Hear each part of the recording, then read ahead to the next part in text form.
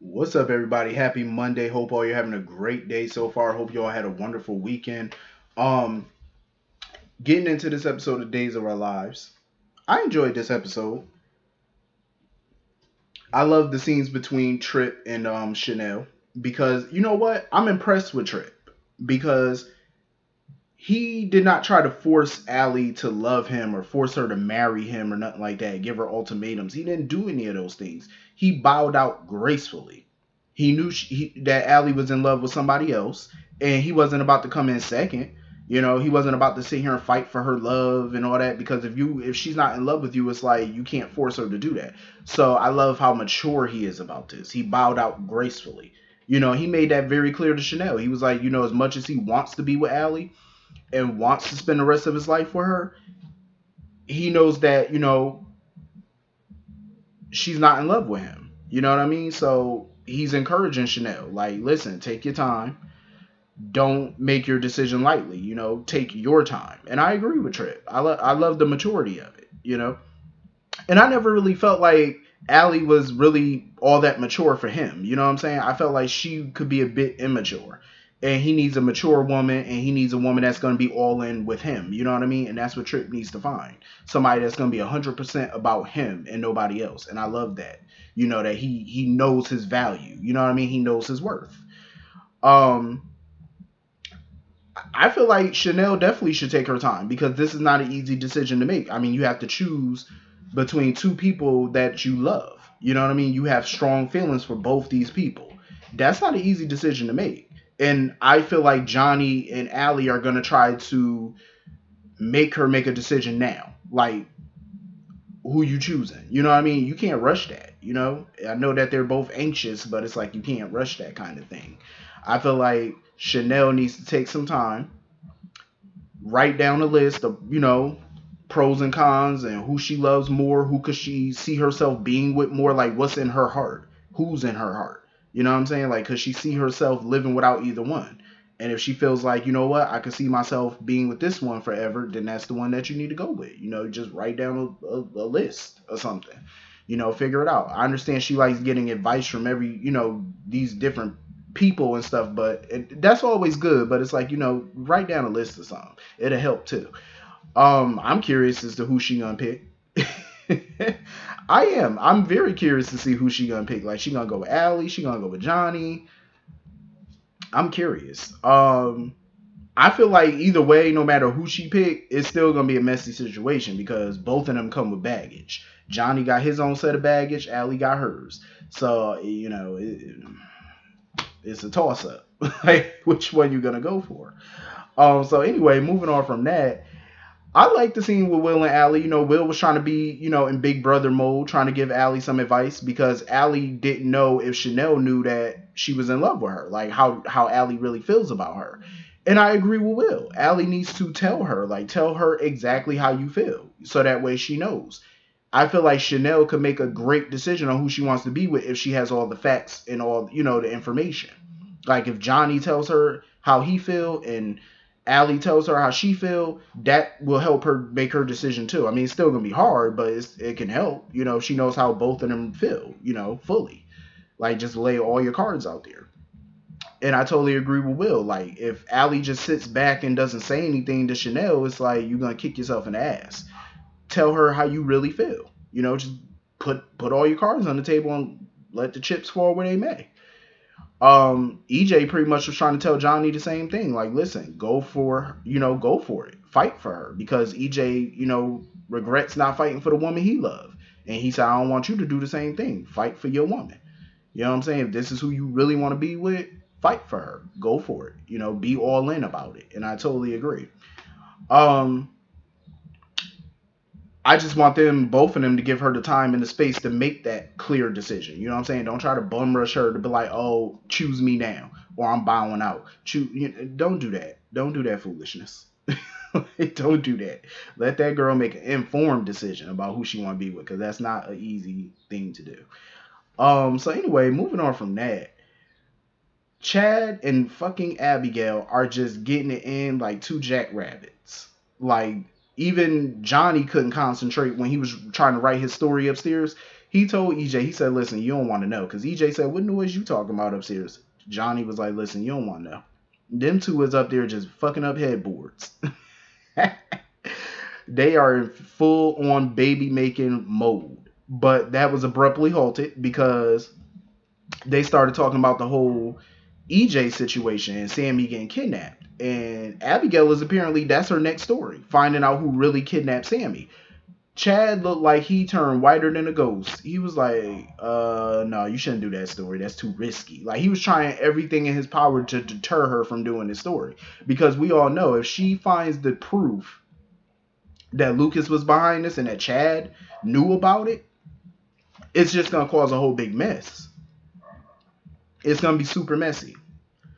EJ and Lucas already don't like each other. They already hate each other. And it's just going to cause more issues between EJ and Chad, and they finally got to a place where they're good. But I feel like once EJ finds out that Chad knew about this, EJ going to get revenge, because we all know that's how EJ is. You don't just do something to him and he takes it lying down. That's not his MO. Like, he's going to get revenge on you. That's just what he does. You know what I mean? He's going to come for Chad's neck. And I think that's why Chad is like hell bent on this staying secret. But I do feel like this could be a risk for Abigail too, because you never know how desperate people get. I don't think Lucas or Chad is going to physically hurt her or nothing like that. I don't believe that, but you never know with some people. I feel like they're definitely going to do whatever it takes to move her, into another direction.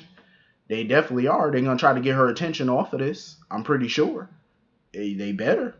Because Chad know how EJ is. EJ will lay the smack down on him. And we all know that because EJ has a knack for coming up with elaborate schemes. He learned from Stefano. So I would be a little nervous. Speaking of nervous, Kate had that same conversation with Lucas. Because she felt like, Chad already feels bad about all of this. And she feels like the secret is only going to stay secret for, however long. Like, Lucas is running out of time on this. Because Lucas felt like, well, Sammy's not going to believe EJ because she still thinks that EJ kidnapped her. But I'm like, you never know. I mean, the truth has a way of coming out. Lucas needs to just tell Sammy the whole truth at this point. Because when the truth do come out, we already know Sammy's going to be pissed at him. She's going to probably be pissed at Chad, too, for knowing about it. 2, she's going to go back to EJ. More than likely, that's who she's going to go back to. Because she always goes back to EJ. Like, EJ and Sammy has done the worst of the worst to each other. And they've always come back to each other. At every turn, they've always come back. So, my thing is, Lucas needs to know his value and his worth, too. And go get him another woman. I understand he still loves Sammy and stuff. When you have children together and you've been married off and on over the years or whatever, and y'all been together so long off and on, those feelings don't just go away. But you have to know that may not be the person that you should be with forever. And I feel like Lucas and Sammy are not in game. They're not forever, because she's always going to have strong feelings for EJ. That's always going to be pretty much the love of her life. I believe that, like I said, Lucas and Sammy love each other, but that ain't enough. You know what I mean? It's not enough. And I feel like Lucas just needs to tell her the truth and let her go be with EJ, and you go find somebody that's going to be 100% into you. You know what I mean? That's what he needs. A woman that's all about him and not going to be thinking about another man. Because trust, Sammy may be pissed at EJ right now, but she's still in the back of her mind still love him. She's still in love with him. For years, she's been all about EJ. Even when they were apart, she still was in love with EJ. Like, even when she was married to Rafe, she was still in love with EJ. And even Rafe knew that. You know what I mean? So it's like, why you keep putting yourself in this position to get hurt? And that's all Lucas is doing at this point. It was interesting seeing Lucas and EJ bump into each other, because that's going to be a mighty interesting conversation between the two.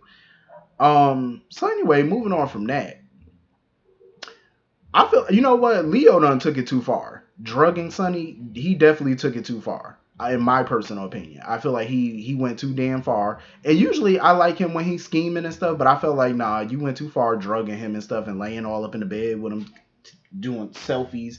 Like, bruh, no. But the problem is they can't prove that Leo drugged him. Because Kayla had called Sonny and told him that, about the test results and stuff. apparently the drug is probably no longer in the system. It's probably one of them little drugs that be in your system for a second, but it evaporates rather quickly. It's probably one of those, so it's totally untraceable, more than likely.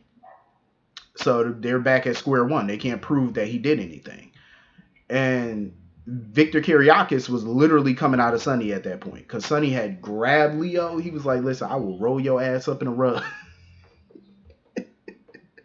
Sonny was over there getting tough. I said, I ain't mad at Sonny, because I would have probably beat his ass too. Like, you ain't about to sit here and drug me, and then now I can't, have the law come in and handle it because there's no evidence. So I'm going to handle it the old-fashioned way. I'm going to knock your ass out. But, Leo made it abundantly clear that his focus and his attention is now on somebody else. And that's what worried Will and Sonny, because, now that he got his little revenge on Sonny, they wonder, like, what's his next move gonna be? I'm like, it's pretty obvious. Chad. He vowed revenge on Chad too, and now he's working on Chad. Because he done snuck into the DeMira mansion through them damn tunnels. Why don't EJ and them blow them tunnels up? That's just like All My Children. Remember Adam Chandler at the Chandler mansion? He had them tunnels at his mansion. David Hayward used to go through the tunnels and stuff all the time to get into the mansion. They need to blow them tunnels up. They really do, because y'all allowing people free access into your home when you're not there, even when you are there. It's like they be in your home and you wouldn't even know it. But I wonder what Leo up to, because he had looked at a picture of Abigail and Chad and stuff, and he talking about Uncle Leo and stuff, got something in store for you or whatever. I'm like, what the hell are you up to? Don't go messing with their kids. I feel like Leo taking it too damn far now. And I do like Leo when he's scheming, but you take it a little too far. Your beef is with Chad. Leave the children out of it. Leave the kiddies out of it. Leave his wife out of it. Your beef is with him. Take that up with him. But you never know. With Leo, what if he finds out somehow that Chad is involved in that whole Sammy thing, or Chad knew about it or whatever, and he directs Abigail's attention and helps her out in getting that proof? You never know. I wouldn't be shocked, because he knows that would mess up their marriage. But I wouldn't be shocked either if Leo, teams up with Gwen on this too, because she got a score to settle with Abigail as well. So, well, with Abigail and Chad at this point, so who knows? But I know Leo, little crazy self, he up to something vicious. So anyway, that's pretty much the whole episode. Hit the comment section, let me know what you all thought, and I will see you all later. Peace.